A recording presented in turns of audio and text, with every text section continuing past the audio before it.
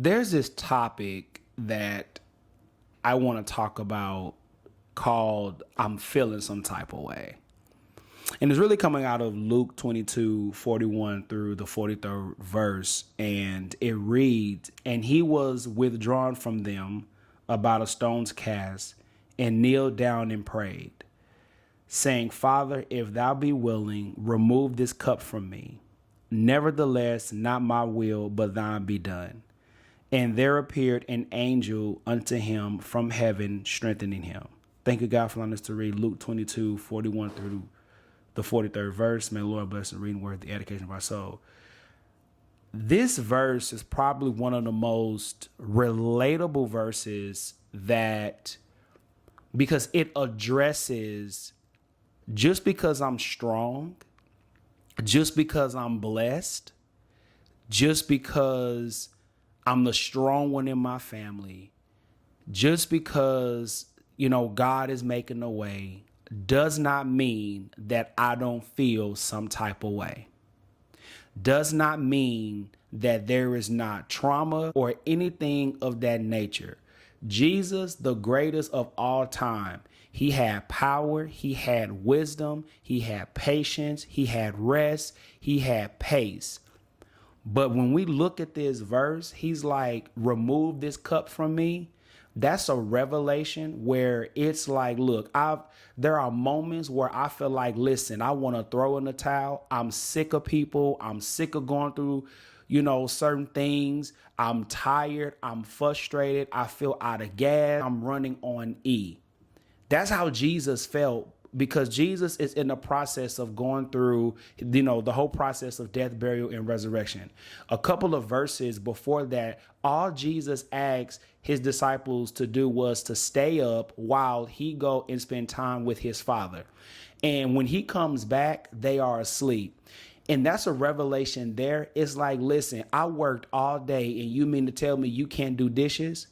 I have been feeding you. I have been serving you. I have given you my last. I have given you my all. And you mean to tell me you can't even do this one thing that I asked you for?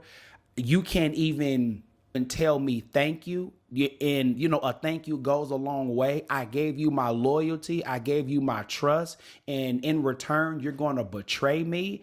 That's a problem for me. Matter of fact, those are fighting words for me. So all of these things is what Jesus is feeling. Some of us are going through relationship pain. Some of us are going through unappreciated pain. Some of us are going through misused pain. Some of us are going through disappointment pain. Some of us are going through misunderstood pain. Some of us are going through family pain, betrayal pain, overlooked pain.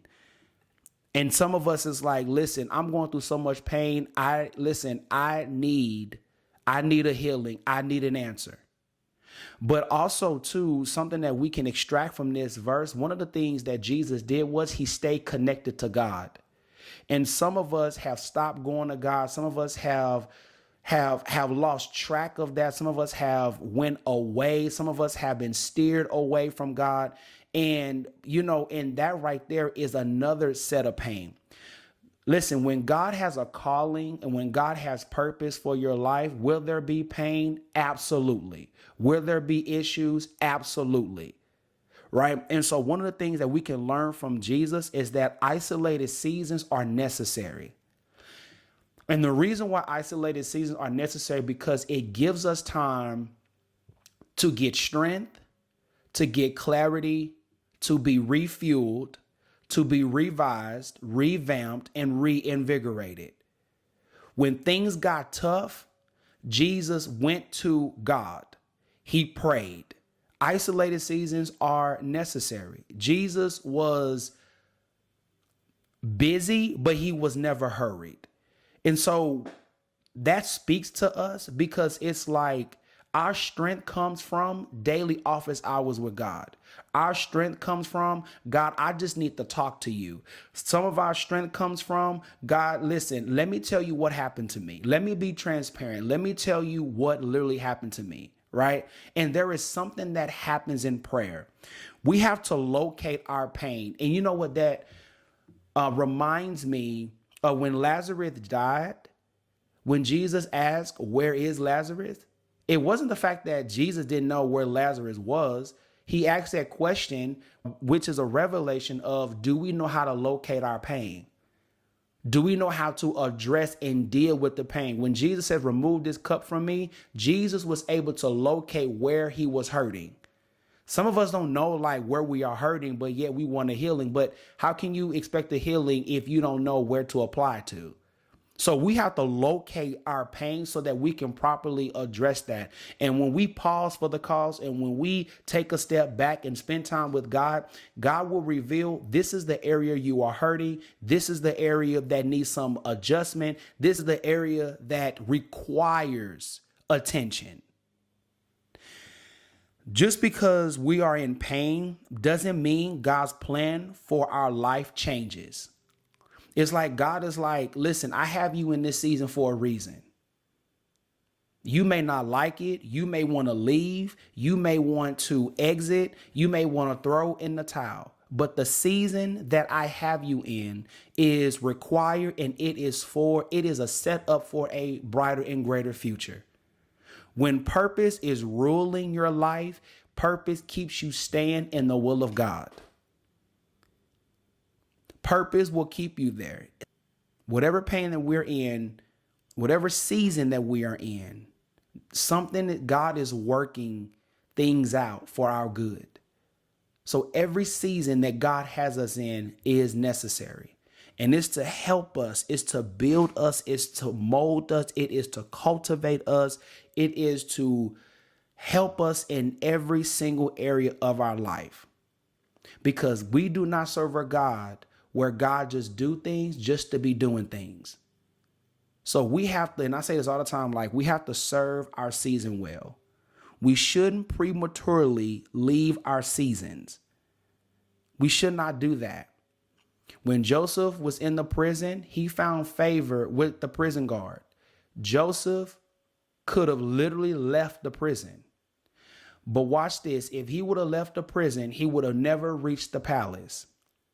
What kept Joseph stayed? What kept Joseph locked in? His purpose.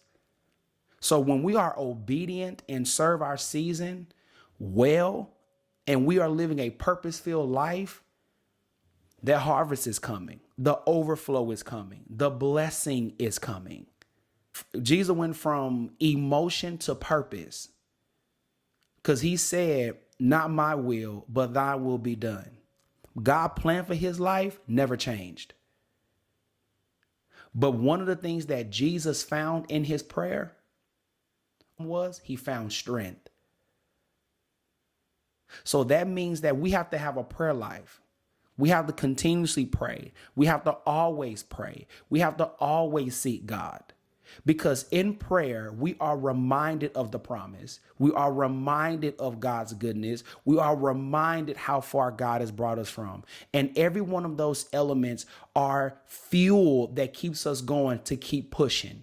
It helps us to get back up again. It helps us to move forward. It helps us stay locked in with God. It helps us to stay connected to God. So I just want to encourage, if someone is in pain, if someone is going through a situation, or you just feel like you want to listen, it's okay to feel that.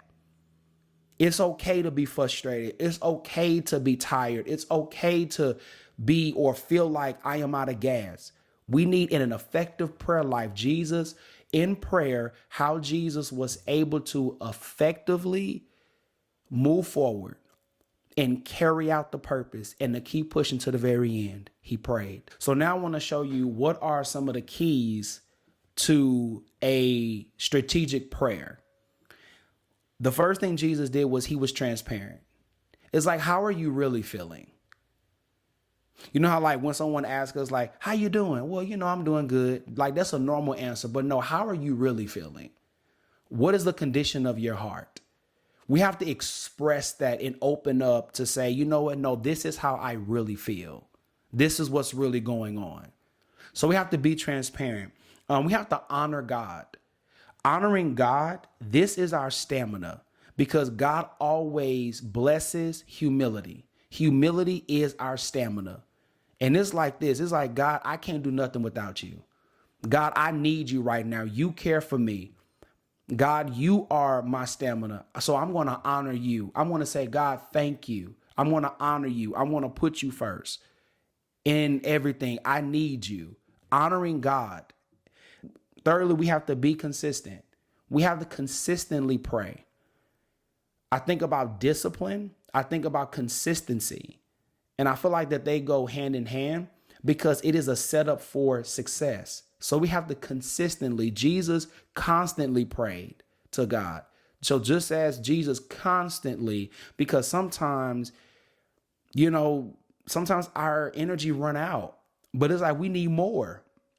In this Christian walk, in this life, we need constant fuel, constant stamina, constant faith, constant persistence. And if that only comes in prayer, well, then guess what? We need to consistently pray. And then prayer is not limited to our needs. I feel like, there are situations where we can't always make it to our knees to pray. No, I need God in the car. I need God on the plane. I need God in the kitchen. I need God at the store. I need God at the mall. I need God at the school. God is everywhere. It's not just limited to just on our knees. I feel like knees, being on our knees in prayer is awesome. However, it's like, no, God, I need you right now. I need you right now. And also, too, we have to be accountable. Some of the seasons that we are in is caused because we are the author of it. And we have to be accountable to say, okay, am I the reason why I'm in this season? But being accountable, it is the entry for growth. It's a growth mechanism. I own my stuff, and I think this is a huge problem because we don't want to be accountable for the things to what we've done. It's just like, but like the inability to be accountable, it keeps us bound. It hurts us. And also too, it hurts others. So we have to be accountable. And then also too, we need community. We need people to pray on our behalf. The way that it was broken down to me, sometimes it's not our prayers, it's somebody else's prayer. But praying together where 2 or 3 gathered together, oh, that shakes the room, that shakes heaven, and God moves. God can move in individual prayers, but it's something about we are stronger together. We are wiser together. It's like when we have a prayer partner to pray on our behalf, nothing can really break that. That's a strong bond. Amen. And then too, we have to be available. God doesn't talk to deaf ears. Some of us want God to co-sign our plans. And even when it don't work out, we still want God to bless. But God is like, I know the plan I have for you. I know what's best for your life. I need you to submit to me. I need you to give me you. I know what's best. You don't. I see what you don't see. So we have to be available. We have to humble ourselves. And then also too, we have to just let God come in and pour into us. And then also too, we have to come at God with his word. God responds to his word and not ours. He responds to his word. God, you said you care for me. So God, I need you to prove it. I need you to show it. God, you said that I'm more than a conqueror. So God, I need to feel that. I need to feel that in every component in my life. So these are some of the key strategies on how to pray effectively, so you can receive your strength, and also too, so that you can receive what God has for you. That's a blessing. Listen, your future self is waiting on you. It's okay to feel how you feel. It's all right. But I pray that this is something that will help you, because we have to evolve away from just God is good prayers. We have to evolve away from, surface level prayers. We have to be deep with God. And we saw this with Christ, and we saw the end result. And this is how we shake heaven.